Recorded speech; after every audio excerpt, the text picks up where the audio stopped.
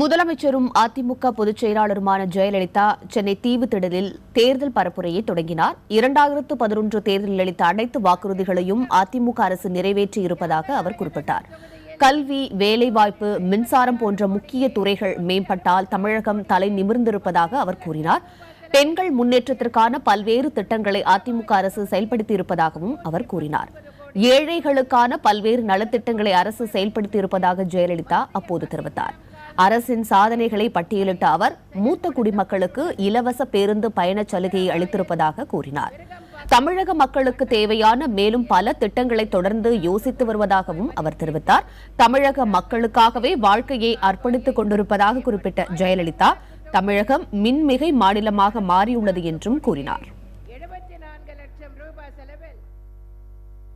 15 மணி நேர மின்வெட்டு, பள்ளி பிள்ளைகள் படிக்கவும் முடியவில்லை, தொழில்கள் எல்லாம் முடங்கின, துன்பங்கள் தான் பெருகின.